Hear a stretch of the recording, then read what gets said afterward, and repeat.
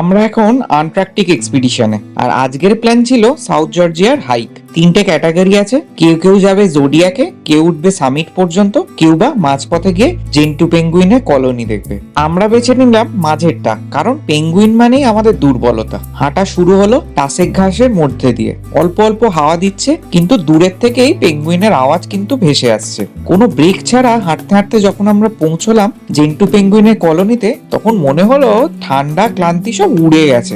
যত দূর চোখ যায় সারি সারি পেঙ্গুইন, কেউ কেউ বাচ্চাদের খাওয়াচ্ছে, কেউ একদম প্রেমে মশগুল, কেউ বা নিজেদের মধ্যে গল্প করছে। জেন্টুর বাচ্চাগুলোর কালার কিন্তু একেবারে আলাদা, ধূসর আর একটু ফ্লাফি, একেবারে তুলোর মতন নরম। একটা আশ্চর্যের ব্যাপার হলো পুরো কলোনিতে কিন্তু তখন আমরা মাত্র 4জন, বাকিরা কেউ কেউ জোডিয়াকে চলে গেছে বা কেউ সামিটে। এই অদ্ভুত নীরবতা আর পেঙ্গুইনের আওয়াজের মাঝে আমরা যেন নিজেরাই হারিয়ে গেলাম। এবার ফেরার সময় কিন্তু আমরা ঝামেলায় পড়লাম। টাসেক ঘাসের ভেতর দিয়ে হঠাৎ দেখি কিছু আওয়াজ, দেখি ঘাপটি মেরে ফারসিলরা বসে আছে, একদম রেগে মেগে একাকার। কেউ ওদের কাছে এগোলেই গর্জে উঠছে। কিছুক্ষণ দাঁড়িয়ে পরিস্থিতি বুঝে আমরা সাহস করে পার হলাম।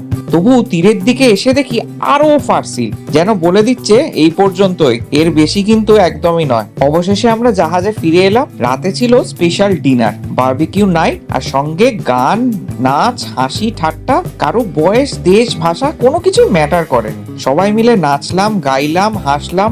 এতদিনে আমরা অলমোস্ট 80% লোককে চিনে ফেলেছি এই জাহাজের। কেউ বন্ধু, কেউ কেউ একদম পরিবারের মতন। মনে হচ্ছিল আমরা যেন পৃথিবীর বাইরে রয়েছি, দৈনন্দিন কোলাহল থেকে বিচ্ছিন্ন এক জগতে। শুধু আমরা, বরফ, পেঙ্গুইন, এক অদ্ভুত স্বাধীনতার অনুভূতি।